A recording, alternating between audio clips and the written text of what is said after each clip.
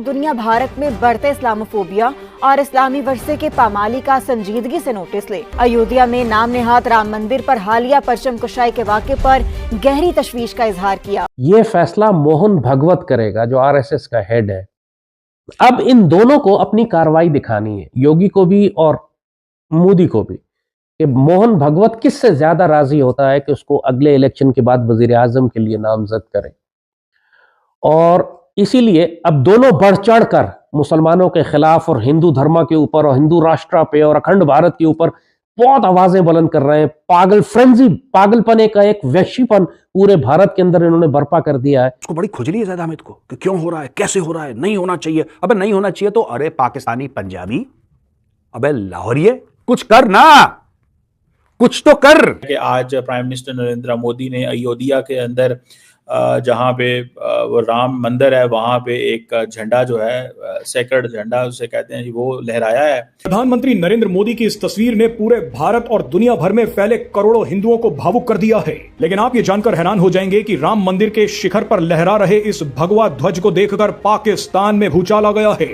इस शक्तिशाली धर्म ध्वज की 3 निशानियां हैं: ओम, सूर्य और कोविदार वृक्ष। ओम क्रिएशन की साउंड यानी आवाज का प्रतीक है। सूर्य प्रभु श्री राम की सूर्यवंशी परंपरा का प्रतीक है। लेकिन इसमें सबसे शक्तिशाली चिन्ह कोविदार वृक्ष का है। प्राचीन ग्रंथों में कोविदार वृक्ष को एक पवित्र और हाइब्रिड वृक्ष माना गया है। कोविदार वृक्ष नवजीवन, बुद्धि और शक्ति का प्रतीक है। बहरहाल इसी धर्म ध्वज को राम मंदिर पर लहराता देख पाकिस्तान में हड़कंप आ गया है। पाकिस्तान के विदेश मंत्रालय ने एक बयान जारी करते हुए कहा है कि भारत में इस्लामोफोबिया बढ़ गया है। ये जगह तो मुसलमानों की थी, यहाँ पर भगवा झंडा क्यों फहराया गया? पाकिस्तान ने कहा कि इस घटना के बाद भारत में मौजूद दूसरी ऐतिहासिक मस्जिदों पर खतरा आ सकता है। यह के अयोध्या मंदिर के ऊपर झंडा लहराया गया है। उस झंडे के मैं पहले भी आपको बता चुका हूं कि ये जो फिलॉसफी है बीजेपी की, ये सारे हिंदुओं की नहीं है। हिंदुओं की बीजेपी की फिलॉसफी है कि Hindustan is for Hindus only. दूसरी कौमें यहां से भाग जाएं, कन्वर्ट कर लें, मार दिए जाएं, भगा दिए जाएं, ये काम करेगा नहीं ये चीज। लेकिन उनकी ये फिलॉसफी है, वो ये चाहते हैं। और फिर दूसरा ये चाहते हैं जो एक फिक्शन है, सारी फिक्शन टोटल, अखंड भारत करेंगे। दूसरा क्वेश्चन आता है, अखंड भारत करेंगे तो जो अफगानिस्तान के मुसलमान हैं, पाकिस्तान के, बांग्लादेश के, वो कहां जाएंगे भाई? आप सभी को घर वापसी कर लेंगे, आप सबको हिंदू बना लेंगे दोबारा। हिंदुत्व आइडियोलॉजी की बात कर रहे होते हैं तो ये सरासर ये सेकुलरिज्म नहीं है, ये उनकी एक हिंदुत्व आइडियोलॉजी है जिसको वो प्रमोट कर रहे हैं। सारा सेकुलरिज्म का ठेका हिंदुओं ने ले रखा है। तुमने तो अपने देश को इस्लामिक रिपब्लिक ऑफ पाकिस्तान कर दिया। इस्लामिक रिपब्लिक ऑफ पाकिस्तान तुमने अपने देश को कर दिया। वहां पे सारे हिंदू मार दिए, उनकी जो बेटियां थीं, उनकी जो बहुएं थीं, उनको उठा के ले गए तुम, उनको कन्वर्ट कर दिया इस्लाम में और उनकी शादी करवा दी। बुड्ढे बुड्ढे मुसलमानों से शादी करवा दिया 12, 13, 14 साल की लड़कियों की पाकिस्तान के अंदर। और भारत सेक्युलर इसलिए है क्योंकि 84% हिंदू यहां पे रहता है। वरना मैं चैलेंज करता हूं, कोई एक मुसलमान देश बताओ जो सेक्युलर है, बता दो एक का नाम।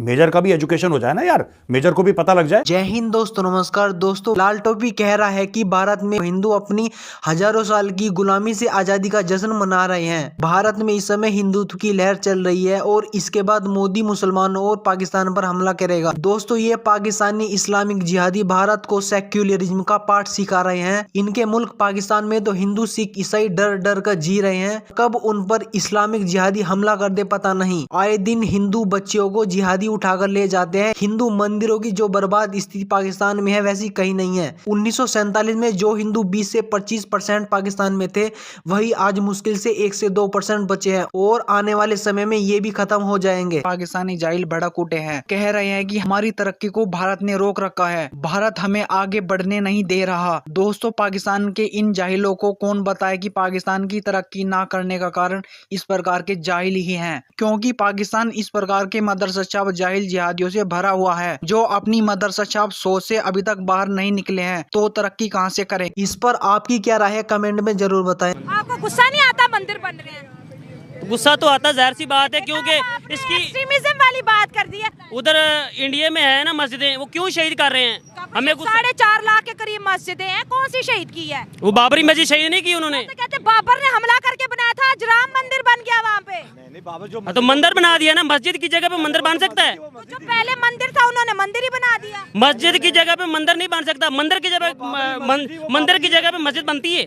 मंदिर की जगह अगर मस्जिद बनाकर कब्जा की जगह होती है, नमाज नहीं वो होती। तो जगह भी हराम है, वो तो जगह भी हराम है, उस पर मस्जिद कैसे बन सकती है? दोनों की बात करें तो मुगल एज ए इन्वेडर आए जब ये हिंदुस्तान था, पाकिस्तान इंडिया नहीं था, और उन्होंने तलवार के जोर पे लोगों को मुसलमान बनाया, और जिन्होंने इस्लाम कबूल नहीं किया उनको ये हिस्ट्री है। I disagree with your arguments. आप देखें औरंगजेब आलमगीर थे, वो इतने पॉयस मुसलमान थे, उनके बारे में इतने इल्जामात लगाए जाते हैं जी उन्होंने तलवार के जरिए इस्लाम फैलाया। महमूद गजनवी के बारे में कहा जाता है जी वो डाकू चोर लुटेरा था, और मंदिर पे 17 हमले किए जी। हाँ जी, वो ऐसा कोई नहीं था। नहीं।